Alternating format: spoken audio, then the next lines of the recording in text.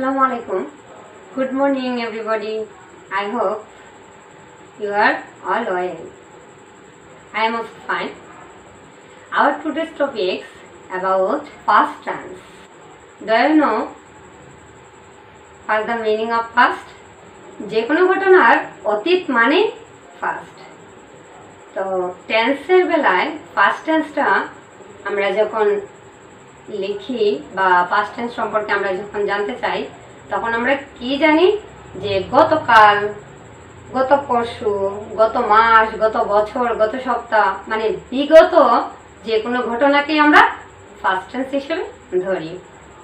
অন্যান্য টেন্সের মতো ফার্স্ট টেন্সের আমরা 4 ধরনের সেন্টেন্স তৈরি করতে পারি। সহজভাবে ফার্স্ট টেন্সের সেন্টেন্সগুলো বোঝার জন্য যদি বাংলা বাক্য খেয়াল করো তাহলে দেখবে যে বাক্যের শেষে ছিল, ছিলাম, ছিলে, লো, লাম, ল্যান এই ধরনের লেটার বা অক্ষরগুলো তোমরা যুক্ত শব্দ পাবে, তখন সেটা ফার্স্ট টেন্সে হবে। এখন আমরা স্ট্রাকচারগুলো দেখব। আমি বোর্ডে আগে থেকেই একটা স্ট্রাকচার বক্স সাজিয়ে রেখেছি, সে অনুযায়ী আমরা লিখব। Kind of sentence, affirmative, negative, interrogative, negative interrogative, এই 4 ধরনের সেন্টেন্স আমরা তৈরি করব। জেনারেলি ফার্স্ট টেন্সের ভার্বটা হয় ফার্স্ট ফর্ম। সো অ্যাফার্মেটিভের স্ট্রাকচারটা হবে, আমি সংক্ষেপে লিখব, সাবজেক্ট প্লাস ভার্বের ফার্স্ট ফর্ম, ভার্বের ফার্স্ট ফর্ম প্লাস অবজেক্ট বা এক্সটেনশন। অ্যাফার্মেটিভে কিভাবে আমরা নেগেটিভ করতে ডিড ইউজ করব, টু বি ভার্ব ইউজ করব, টু হ্যাভ ভার্ব ইউজ করব বা কিভাবে করতে হয় আগে আমরা সেটা দেখব। শুরুতেই অ্যাফার্মেটিভে সাবজেক্ট প্লাস ভার্ব প্লাস ভার্বের ফার্স্ট ফর্ম প্লাস অবজেক্ট যদি হয় তাহলে সে অনুযায়ী আমি লিখব সে স্কুলে গিয়েছিল। হি went, ফার্স্ট ফর্মে he went to school yesterday,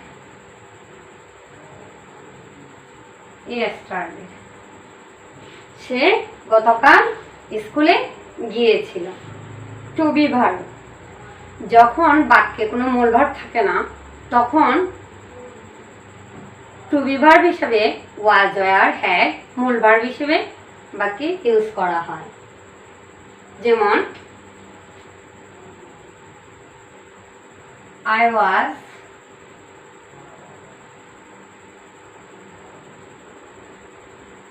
present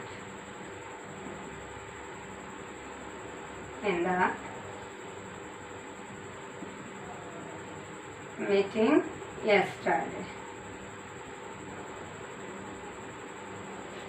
I was present in the meeting yesterday. আমি গতকাল মিটিংয়ে প্রেজেন্ট ছিলাম।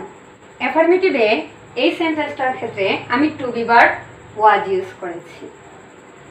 টু হ্যাভ ভার্ব, যখন বাক্যে কোনো কাজ কর্তার অধীনে হয় বোঝায় তখন টু হ্যাভ ভার্ব ইউজ হয়। যেমন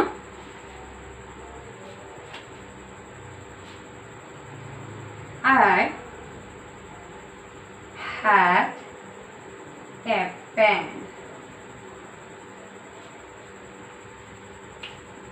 I had a pen. এবার নেগেটিভ সেন্টেন্সের স্ট্রাকচার, সাবজেক্ট প্লাস ডিড অথবা টু বি ভার্ব অথবা to have verb plus not plus ভার্বের প্রেজেন্ট ফর্ম, ভার্বের প্রেজেন্ট ফর্ম প্লাস অবজেক্ট। একটু ব্যতিক্রম, সাবজেক্টের সাথে যখন নেগেটিভে বিভিন্নভাবে যখন আমরা টু বি ভার্ব ইউজ করব তখন টু বি ভার্ব সাবজেক্টের পরে, যখন টু হ্যাভ ভার্ব ইউজ করব তখন টু হ্যাভ ভার্ব, আর যখন নর্মালি অ্যাফার্মেটিভ থেকে নেগেটিভ করব তখন ডিড ইউজ করব, এবং তার সাথে আমরা নট ইউজ করব, এবং ভার্বের ফার্স্ট ফর্ম থেকে প্রেজেন্ট ফর্ম হয়ে যাবে, প্রেজেন্ট ফর্ম প্লাস অবজেক্ট। আবার আমরা যখন টু বি ভার্ব বা টু হ্যাভ ভার্বের সেন্টেন্স তৈরি করব তখন সাবজেক্টের সাথে টু বি ভার্ব বা টু হ্যাভ ভার্ব হলে পরে সেন্টেন্সগুলো আগের মতোই যেভাবে আছে সেভাবে থাকবে। অনলি ডিডের ক্ষেত্রে আমরা কি লিখব? ভার্বের প্রেজেন্ট ফর্ম লিখব। যেমন আমি এই সেন্টেন্সটাকে নেগেটিভ করব, he went to school yesterday. He did not went, first form present form হবে, ফার্স্ট ফর্ম থেকে প্রেজেন্ট ফর্ম হবে go, he did not go to school yesterday.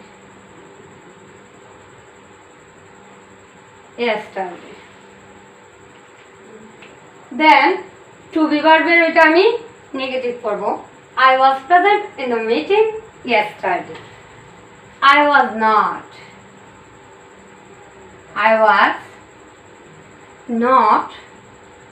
তারপরে যেভাবে আছে সেন্টেন্সে বাকি অংশ টু বি ভার্বের পরের বাকি অংশটুকু যেভাবে আছে সেভাবেই হবে।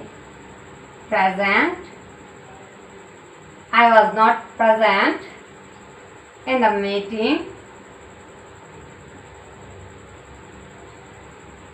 the meeting yesterday.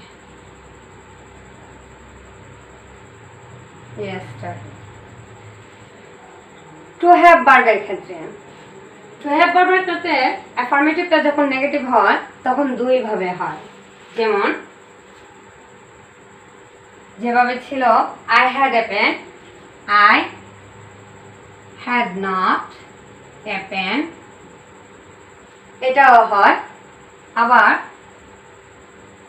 I did not have a pen,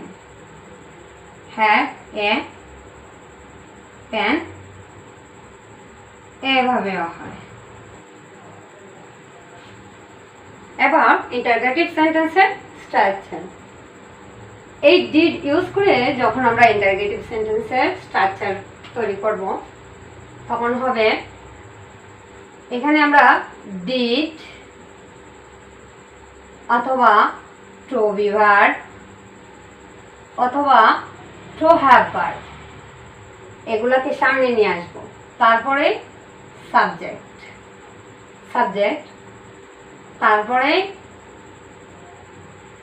ভার্বের প্রেজেন্ট ফর্ম হবে ডিডের বেলায়, আর টু বি ভার্বের বেলায় হবে যেভাবে আছে ভার্বের পর টু বি ভার্বের পরের অংশ যেভাবে আছে ওইভাবেই হবে।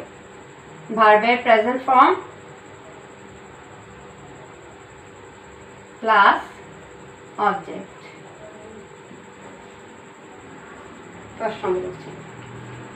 এই ইন্টারগেটিভ সেন্টেন্সটা লিখতে আমরা সবসময় আগের মতো অ্যাফার্মেটিভ সেন্টেন্সটাকে ফলো করব। এক্ষেত্রে ফার্স্টেই আমি নেগেটিভের যে ডিডটা ইউজ করেছি ডিড ইউজ করব, সো এখানে নেগেটিভটাও ফলো করব। Did he, subject did he went, ভার্বের প্রেজেন্ট ফর্ম হবে did he go to school, did he go to school yesterday, question mark। এখন ইন্টারগেটিভ সেন্টেন্সে টু বি ভার্ব ইউজ করে আমরা সেন্টেন্স তৈরি করব। আগের সেন্টেন্সটাতে আমি ওয়াজ ইউজ করেছিলাম, এখানেও করব, শুধু সাবজেক্টটা একটু চেঞ্জ করব। Was he present in the meeting yesterday,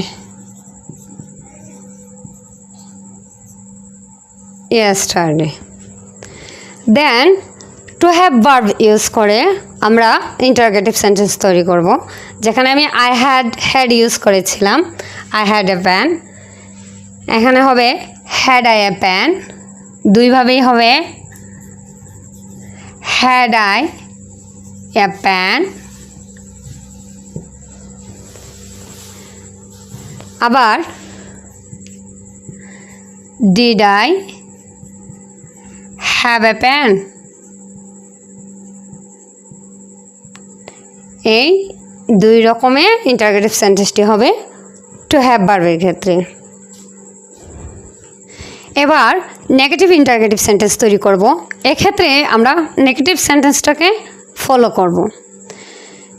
negative ইন্টারোগেটিভেও আবার দুইভাবে করা যাবে।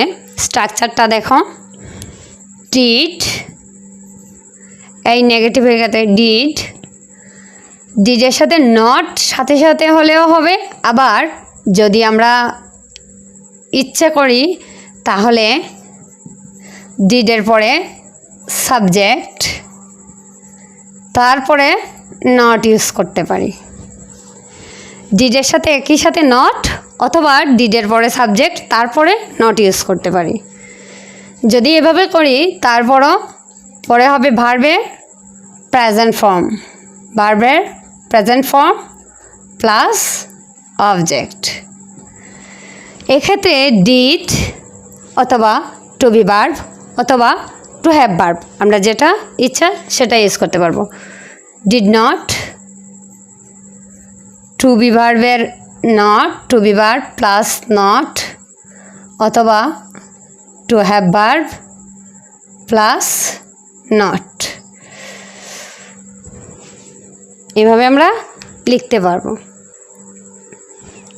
এবার প্রথম সেন্টেন্সটি আমাদের হবে ডিড, তারপরে সাবজেক্ট, আমরা যেভাবে সহজ মনে করি সেভাবেই তোমাদেরকে দিচ্ছি। Did he, subject, did he, তারপরে নট। আমরা চাইলে ডিডন্ট হিও লিখতে পারি, ডিড নট হি আর didn't he. Did he not go to, ভার্বের present form go to school yesterday, yesterday, এখানে আবার কোয়েশ্চন মার্ক। তারপরের সেন্টেন্সটি টু বি ভার্ব ইউজ করে, ওয়াজ ইউজ করেছি আমরা তার আগের নেগেটিভ ইন্টারোগেটিভে। এইখানে যদি আমরা নেগেটিভ ইন্টারোগেটিভ সেন্টেন্সটাকে ফলো করি তাহলে দেখব ওয়াজ, নেগেটিভে ওয়াজ, সো আমরা আগে ওয়াজ দেব। ওয়াজ, ওয়াজন্টও হতে পারে, আবার ওয়াজ হি নট, তারপরে আমি আগের সেন্টেন্সটার মতো হি সাবজেক্টটা ইউজ করব, তারপরে নট দেব। Was he not present in the meeting yesterday?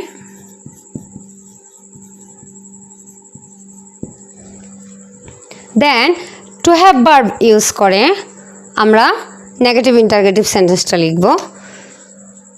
আমি আগে যে সেন্টেন্সটা লিখেছি এটা সেম আগের মতোই আবারও দুইভাবে লেখা যাবে। Had I a pen, did I have a pen. So এখানে আমি হ্যাডটাকে আগেই রাখবো। First time had I not a pen. আবার এভাবে হয় did I not have a pen, have a pen. এছাড়াও অতীতকালের দিন তারিখ সময়ের উল্লেখ থাকলে ওই সেন্টেন্সগুলো ফার্স্ট টেন্সে হয়। কোনো সেন্টেন্সে এগো বা সিন্স উল্লেখ থাকলে সেটাও ফার্স্ট টেন্সে হয়। আবার বিনয় ভদ্রতা প্রকাশ করতে কোনো সেন্টেন্সে ফার্স্ট টেন্সে হয়। কখনো অতীতের কোনো অভ্যাসগত কাজ বোঝালে সেক্ষেত্রেও ফার্স্ট টেন্সে হয়। আশা করি প্রেজেন্ট টেন্সের 4টি নিয়ম ফলো করার পরে আজ আমাদের এই পাস্ট টেন্সের প্রথম ক্লাসটি তোমাদের খুব ভালো লাগবে এবং আমাদের এই আজকের ক্লাসের নিয়ম অনুযায়ী তোমরা বাসায় প্র্যাকটিস করবে। আজকের মতো তাহলে বিদায়। আল্লাহ হাফেজ।